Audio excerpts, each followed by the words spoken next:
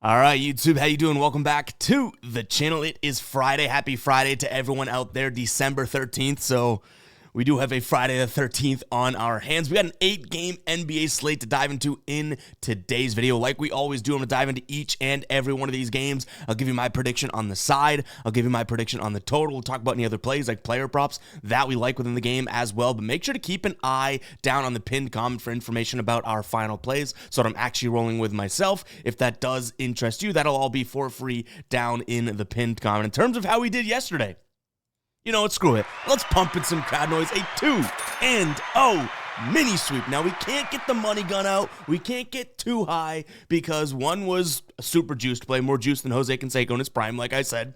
And both of these were half-unit plays. So Raptors under 109.5 as a team total, and then Derek White over 19.5 points plus assists. We can use another cha-ching, though, to get the vibes going on this Friday the 13th. But yeah, 2-0 night last night. And the good thing / bad thing, depending on the way you look at it, is we had a lot more that we liked in yesterday's video that I just didn't roll with. I told you I didn't really like the slate, so I guess the bad part is that we didn't roll with those things. It could have been even better of a night, but the good thing is that we're starting to see things. I think that crystal ball, we use some Windex on it, and the crystal ball's looking a little bit better. Unfortunately, we got to drop a womp womp for the ride of the day, though. John had Cade Cunningham over 8.5 assists. Cade Cunningham finishes at 8. So Cade Cunningham hooks John there. I liked this spot. John was about to go on a streak, and unfortunately, Cade in 35 minutes, 18, 8, and 8. Still had a good game, but obviously he was playing the Celtics, not an easy matchup, and finishes 1 assist shy. So John, nice attempt there. I did like the look. If you guys don't know what the ride of the day is, it is very simple. Just use that hashtag ride of the day in the comments or hashtag ROTD. We don't see that in John's. He used ROD, but hey, simple typo, right? But he was streaking. So use that hashtag right of the day in the comments or ROTD, whichever one you prefer. I jump on board with one person's play each and every day and give you a shout out in the next video, win or loss. Shout you out over on my X as well. And you get a shout out by the final plays on the Guy Boston Sports site, right? If you win, like John did a couple nights ago, we let you continue to go and get a streak. You continue to get the shout outs as long as you win. Once you do catch an L, though, we have to move on. We drop the womp up on you and look for someone else. So right of the day is up for grabs. Use that hashtag right of the day in the comments. And let's go ahead and jump into today's slate. There's a few good spots, more bad ones, I would say. It's even looking at the spreads of this one, it's like a bunch of larger spreads. But we'll still try to find some stuff here in this slate. Let's start it off with Cleveland taking on Washington. Hit that like button, hit that subscribe button. Let's get rocking here. So Cleveland, 17-point favorites in this one. Now, I know a lot of people probably sit there and go, well, yeah, Cleveland's just a way better ball club overall and everything like that, but 17 points is still 17 points. We get that, right? So I don't think I'm going to be touching this one from a side perspective.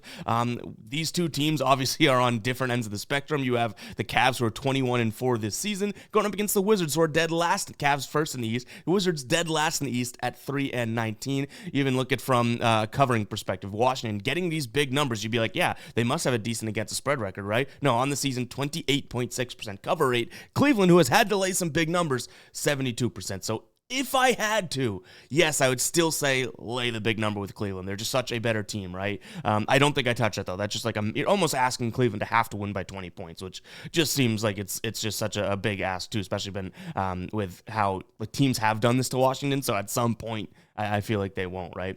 In terms of a total here, so I'm kind of chalking that one up as a no-go, you know what I mean? In terms of a total here, I will lean towards an under. This Washington team, if they start to get blown out and whatnot, I feel like they would give up. And Cleveland also is a good defensive team. I feel like that's what gets kind of missed when we're talking about, you know, when Cleveland's playing good teams and whatnot. Like in all these games that they're in, they definitely have high totals. Now they are a top, I think actually on the season they're the number one efficient offense. I get that, but they're still a top 10 defense. So they should be able to take their thumb and smush into Washington. So maybe even a Washington team total under could be the look here. But like I mentioned, this is not the sexiest game to start off with. I didn't spend as much time on this game in terms of side or total than we did the rest of the slate in terms of research, because I just don't like this spot. In terms of a player prop, I probably would just say, you know what? Jared Allen, double-double, minus 130. Set it and forget it if we are going to roll with it, because this Washington team struggles against the center position, allowing the most points in the league so far this year, and I believe the 5th most rebounds. Over the last 7 games, they're a little bit better, kind of middle of the pack, but still, Jared Allen for 10 boards. I don't mind that spot. I also don't mind his points if you want to roll with that. Evan Mobley is listed as questionable if he doesn't play. Love the inside factor for Jared Allen. But let's go ahead and move on to another matchup here.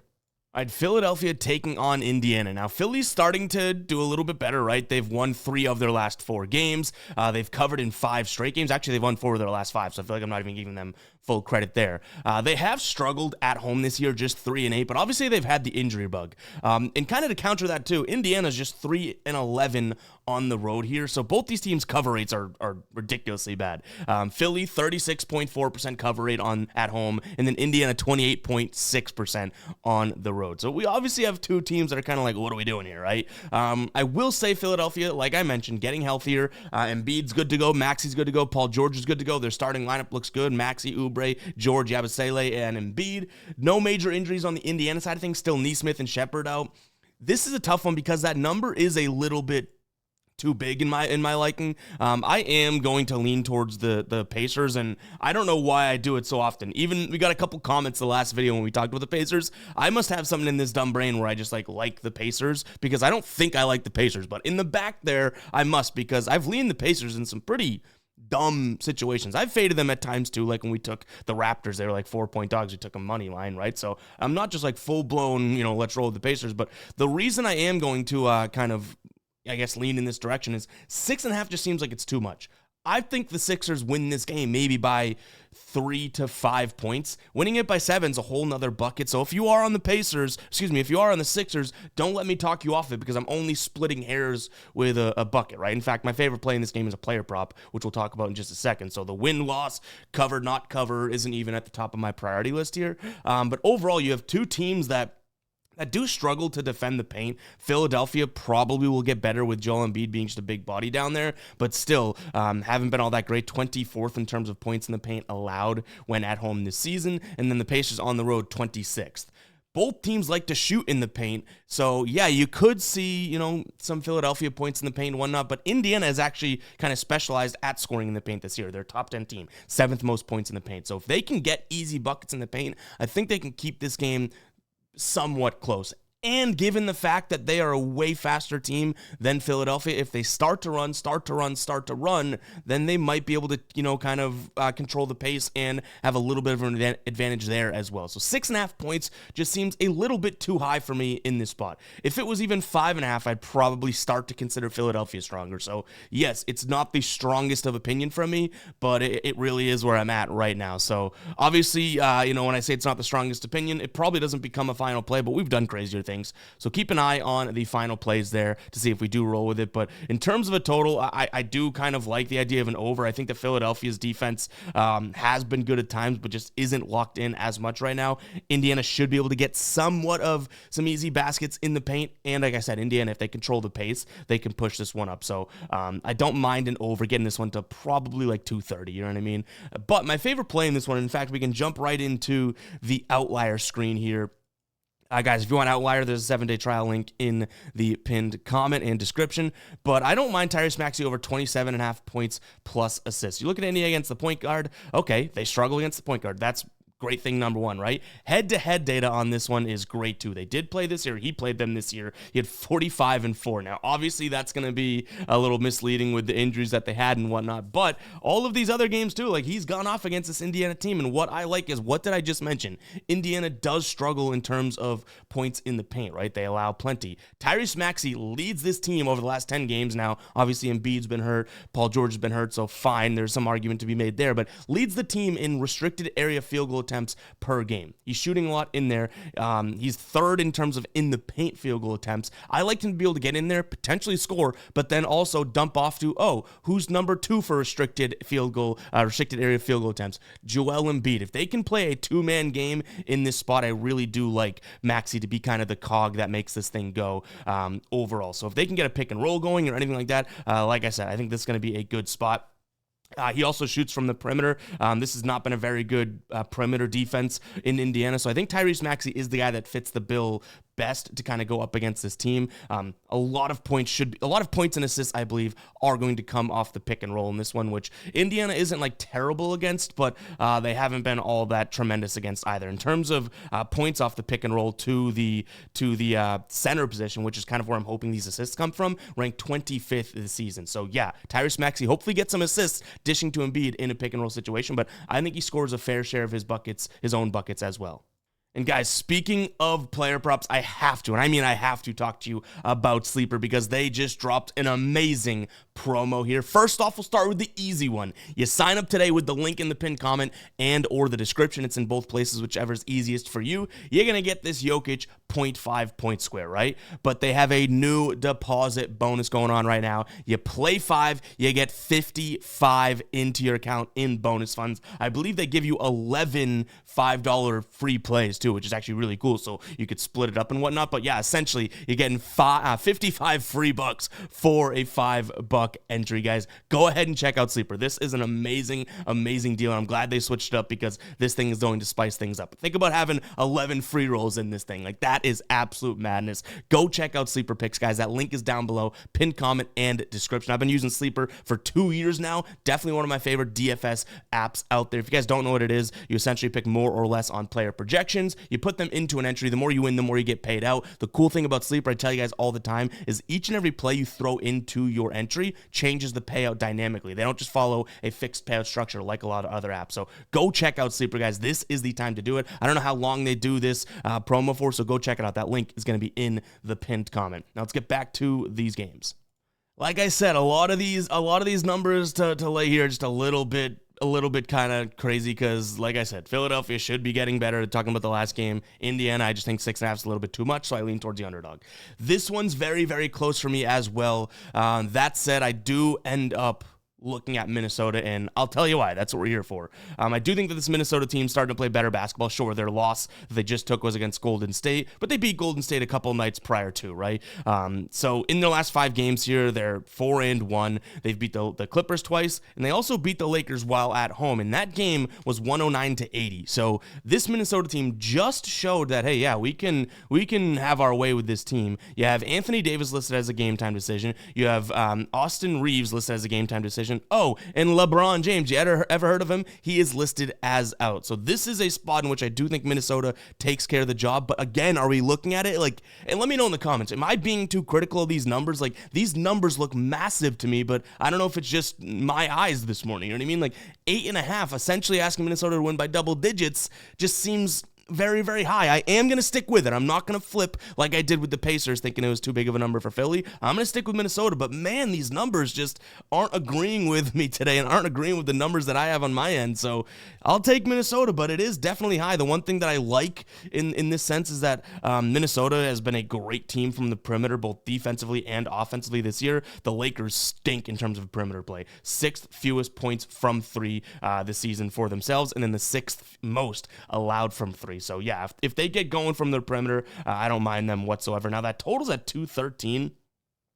I'm looking at the over in this one. I think Minnesota has a good, offensive night here. If Anthony Davis plays, there should be some scoring on the Lakers side of things as well. Obviously, we just saw the Lakers kind of stink it up, right? Anthony Davis had 12 points against them. LeBron had 10. I don't think that we have that bad of a Lakers game. Like, they're not going to score 80 points, right? So even if they go out there and give you 100, Minnesota goes out there and gives you 114, you're looking at an over here. So maybe it's far-fetched because the Lakers offense has not looked all that great, but they did have that high-paced game against Atlanta in which I believe they went to overtime, but still, maybe something clicks there. This Minnesota defense has looked good too, so if you're on the under side of things, sure. If this was like a 219.5, 220 total, I probably wouldn't touch it at all, but there's actually a legitimate chance that I think this one gets to 214, 215, just based on how low of a number that is. And then I don't have any player props that I'm liking as of right now in this one as well, but yeah, let me know in the comments. Am I freaking out about these spreads for no reason? They just seem like they're all like a point or two too high to me, but maybe I'm nitpicking for sure here. Like this one, I feel like I'm getting trolled. Memphis taking on Brooklyn. Memphis 11.5 point favorites. Memphis has been playing some good basketball. They're 9-1 in their last 10, 8-2 against the number. They've played some good teams in there. Against Dallas, they did lose, but they beat the Celtics. They were 7-point dogs. They win that game outright. I guess there's not all that many many great wins within there because they've played Philadelphia, Chicago. Let's see if we can pull that up, actually. Philadelphia, Chicago, Portland, Detroit, New Orleans, Indiana, Sacramento, Boston, Washington, Dallas. So there is sort of an explanation to be made for how they're 9-1, right, in terms of their competition. But still, they're playing good basketball, and they're playing consistent basketball, right? The defense has looked pretty good. The only games in which their defense has kind of faltered was against Boston, obviously a great offense, against Dallas, a very good team, and then Pacers, a very fast team, right? So that we can make a case for. But overall, this is an 11.5 point number. It seems massive. I wanted to get to the Brooklyn side of things, but realistically, Brooklyn is on the season shooting a lot from three, and this is a very good Memphis team. Last 3 games here, second fewest points from three, and they played the Celtics within those 3 games. That's a massive thing to note. Like, if Brooklyn's going to shoot from three and score from three, look at what the Celtics just did. The Celtics lost to this Memphis team because of that. So that was kind of the main gear that turned and led me to this Memphis minus 11.5. I'll tell you right now, like, I'd consider Cleveland minus 17 before I do Memphis minus 11.5. So just note that is not my go-to play in this one. We have a player prop that I like more than anything in here. In terms of a total sitting at 231.5, I really don't mind the under. You do have Memphis, who's playing at a crazy fast pace, but why would they need to continue to run up and down the court if they're up by double digits, say in the third quarter or something, right? They'll slow things down. So I love the fact that we have a double-digit favorite at home, and they're the fast-paced team. So I'll probably look at the under here. I like that maybe more than even the 11.5. And then in terms of a player prop, I'm looking at Nick Claxton under 8.5 rebounds, 3 straight games against Memphis in which he cast this. Minutes played, 26, 33, 21. This was just at the beginning of November, right, in which he did hit the under. His minutes played last 3 against them, 27. He's only averaging 25 minutes per game on the season there, right? And he's hit the under in 11 of 18 games. Memphis is a decent team in terms of the center position, stopping them, and even in the last 7 games on our dashboard here too, you could see they've struggled a little bit, but I think that's why we're getting an 8.5 number, not a 7.5. So I trust the season-long data just a little bit more than I do. Obviously, this last 7. Is this last 7 viable? Obviously, but also flash over here, right? Memphis should dominate the boards. This is the rebound rate, both offense and defense. 8th in the league so far is Memphis. The worst rebounding team in the league, Brooklyn. So I don't think Nick Claxton comes in here and says, yeah, let me grab a bunch of boards. In fact, in the season, averaging just 13.7 rebound chances. I expect guys, maybe centers, to get definitely 50% of those. So we're looking at like 7 rebounds from him. He needs 2 more than that to cash this. So if this game stays under and they play like I feel like they should play against the center position, I think it'll be an under game for Nick Claxton. So under 8.5 rebounds there for him. I also considered his points plus rebounds. I like that as well. That's at 20.5. But he could just get 12 points by happenstance. His last 2 games, 16 and 21. If Cam Thomas was playing, I probably would like this even more because obviously that's a bunch more field goal attempts going towards another guy and allocated to him. But I also will still consider Nick Claxton under 20.5 in terms of points plus rebounds. And yeah, in terms of final plays today, guys, I wouldn't be surprised if we, don't have that many plays, even though it's like the first big NBA slate in a while. But I wouldn't be surprised if we're looking at some more player props on Guy Boston Sports, on the Guy Boston Sports site, right, with the final plays, because how many times am I going to sound like a damn broken record? I'm getting so annoying at this point complaining about these spreads, but they're weird ones to me. They're just weird. Some smell like a trap. Some seem too big. Like, it might be a player prop day for me. All right, Chicago taking on Charlotte. This one's going to come down to injuries because this is actually a spread that I wouldn't necessarily say that I mind in terms of leaning towards the favorite here of Chicago. In terms of how they've been playing, not so great, right? That they haven't played the easiest of schedules, but overall they haven't been playing all that great. Charlotte has been playing worse, though, so that's kind of where my head is at. But we're going to have to keep an eye on this injury report. You have LaMelo. He's still out, and that's kind of the main reason why I don't like Charlotte anyways. Like, I've said that since the jump. Charlotte without LaMelo is like a peanut butter jelly sandwich missing, say, the peanut butter. And it's like, that seems like a pretty big instrument. It's in the name. It's in the title. So that's kind of how I'm feeling about the Charlotte team until further notice when Melo plays. But now Miles Bridges is listed as a game time decision. Obviously, that's massive because this is going to return to the Brandon Miller and Who show if Bridges does not play.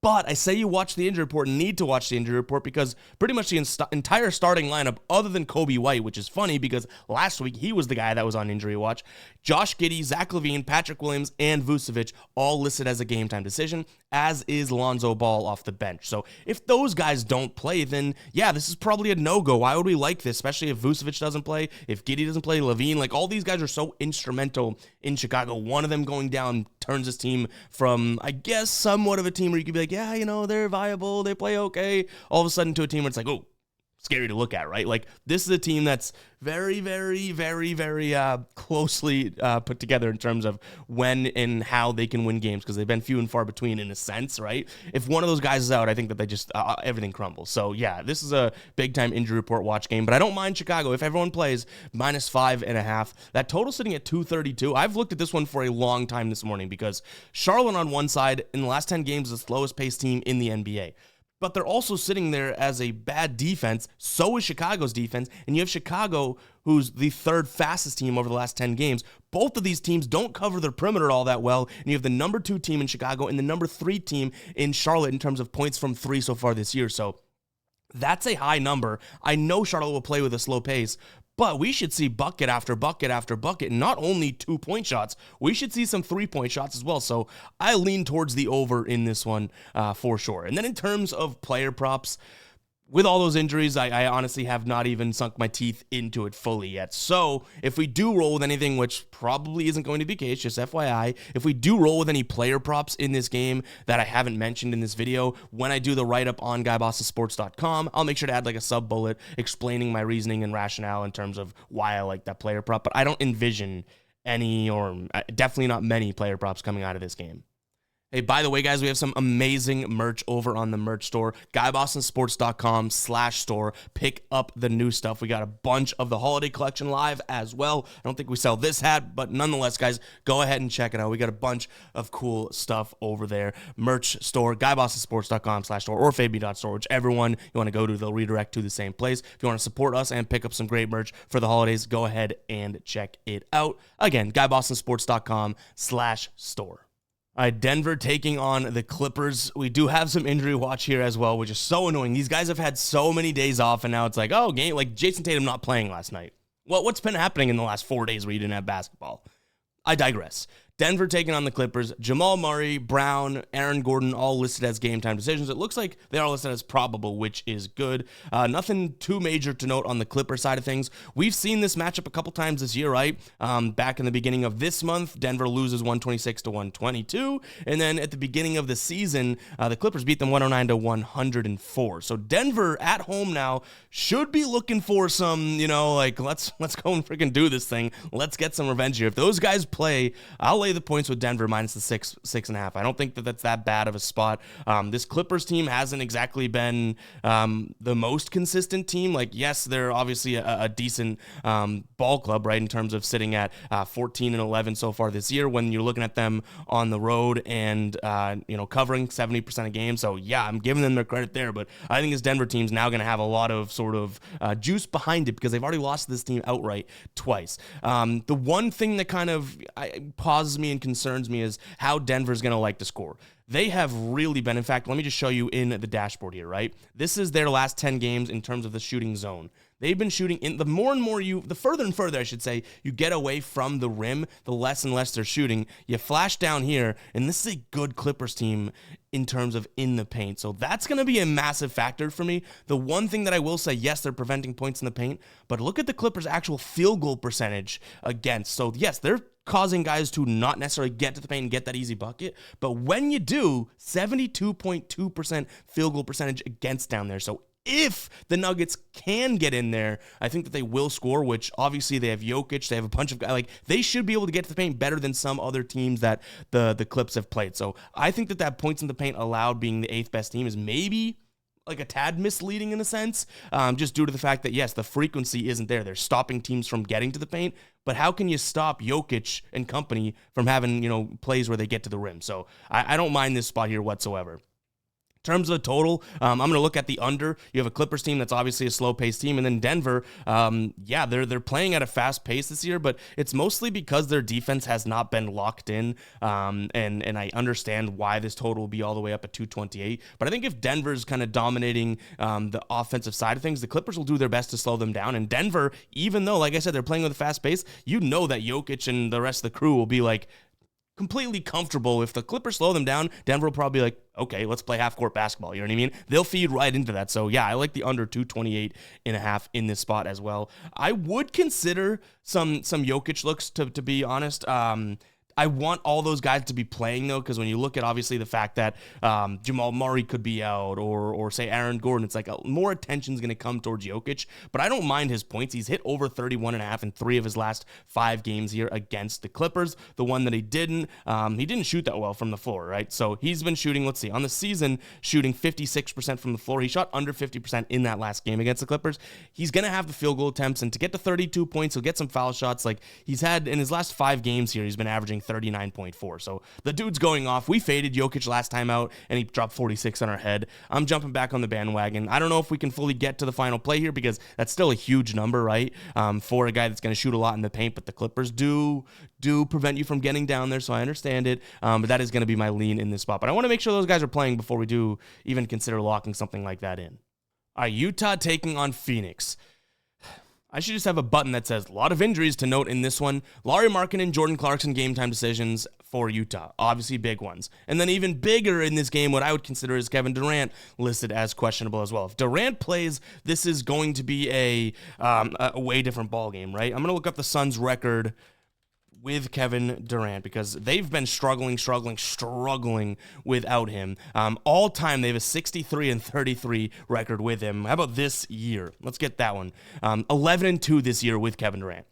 If Kevin Durant plays, I don't mind that 7.5. If he doesn't play, have you seen what the Suns have been doing? Or I should say lack thereof have been doing? This team has been awful. Do you know what I mean? So yeah, this is an interesting spot to see if Durant can come back, because even when he's come back, then all of a sudden he misses and he goes off again. I think he missed most lately, like three or four straight games. And this Phoenix team has only won 3 of their last 10. So, and all 3 of those last games, New Orleans, Miami, Orlando, should be somewhat winnable games. They lose those ones. I mean, Miami and Orlando, they were dogs in there, but they got beat by 5 by Orlando without Franz and without Banchero, and they lose by double digits to Miami. And they lose. We were on the right side of that, so I can't be all that mad. But they lose to New Orleans as well, which they were favored in that one. So if Durant plays, give me Phoenix minus the points. If he doesn't, I don't know if I jump to Phoenix, but I'm definitely off of the Suns. In terms of a total in this one, we do have, in terms of where these teams are sitting at in the last 10 games in terms of pace, Phoenix 19th, and then even Utah sitting at 14th. My one concern is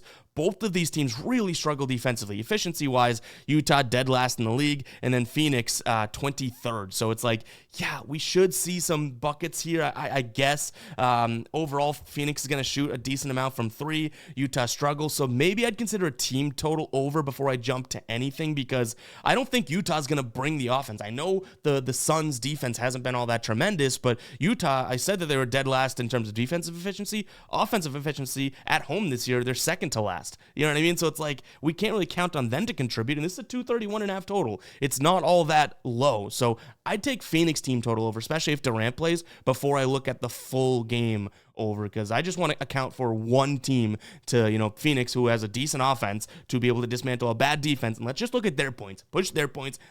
We don't need to rely on Utah. I have Portland taking on San Antonio, and I guess I'm liking a lot of favorites in this video today, which isn't always the great sign, and it's Friday the 13th. We got a lot working against us here, it feels like, but I like San Antonio. I don't think that number is nearly as big as it could be. Portland, yes, they have been playing decent in the paint this year, but they've started to tail off a little bit, and where they do struggle is against the perimeter defensively. And San Antonio, in the last 10 games, shooting the 5th most shots from above the break 3. Portland above the break 3 of those last 10 game sample size, 40% allowed. You know what I mean? So San Antonio should be able to kind of control this one. They do have a relatively healthy squad here. Paul, Vassell, Champagny, Barnes, and Wembanyama as their starting lineup. And, throw salt to the wound, DeAndre Ayton listed as a game-time decision. Now, Klingon, Robert Williams also listed as game-time decision. So that's massive. If their center committee kind of gets chopped at the knees, Wembanyama could have a field day. So give me the Spurs here, minus 3.5 points. I definitely don't. This is like one of the only spreads that I feel like is kind of a justifiable, reasonable number. So yeah, this definitely has a chance of being a final play. we look at it from a total perspective. The San Antonio team can run, you know what I mean? Like, they will play fast. Their last few games, 121 to 116, 113 to 140, 124 to 139. Then they had a slow one against Phoenix. Right back to it against Sacramento, 127 to 125, 119 to 101, 128 to 115. Like, they've been playing pretty damn quick, and their defense isn't all that great to be all that, what it's cracked up to be and whatnot, because Wembanyama gets all those flashy blocks, but their defense still has been allowing kind of middle of the pack in terms of points per game allowed. Last 3 games, the last in the league. So I think this one could go over, but I think I might kind of adopt the strategy that we have with Utah and Phoenix and say, let's just look at the team we like and their team total over. Let's get an updated line for that one right now. So team total over for San Antonio should be decent enough, right? 112-ish if my math is correct there. Yeah, over 111.5 could be a look for us for San Antonio team total over. They've hit that in 3 straight games, 6 of their last 10. I really don't mind that. Now, on the road, obviously that can change. On the road, they've hit the under. Yikes, this is tough. On the road, they've only hit the over twice out of their 9 road games, so that's obviously a factor, but overall, 11 of 24 this year. In their last 10, they've hit it in 6 of their last 10, and then 11 of 20. So they've trended in that direction. I just hope that we don't get burned by them being on the road. So I'd look at San Antonio team total over, and then no major player props jumped out to me in this one. But guys, that is going to wrap it up for today's show. If you made it this far in the video, go ahead and comment 30, a half hour you spent with me. I do truly, truly appreciate it. You guys, I know I've given rants about the what's going on with the channel. We do have some great news. I should have said this at the beginning of the video, but this week, all of our main channel restrictions and all that, we got an email yesterday saying, you know what, we made a mistake. And I was, not we, platform made a mistake, and I was like, let's go. I knew that, the Guy Boston Sports team, me, Trey, Tassos, we didn't do anything wrong, so that channel should be good to go. We're going to start posting on the main Guy Boston Sports channel coming soon, so definitely comment 30 if you heard this. I like to put that comment number of the day kind of with a serious topic, so I know that there's a chunk of people that hear it, because super, super important. We're going to start phasing these videos into the main channel, the 100,000 subscriber channel, pretty soon. Like, NFL this week is going to be on there. Next week, we'll start pushing some NBA content. Going to slow transition versus just cutting it off, because that's no good for anyone. So FYI, good news. Pump in some crowd noise. We got the main channel back.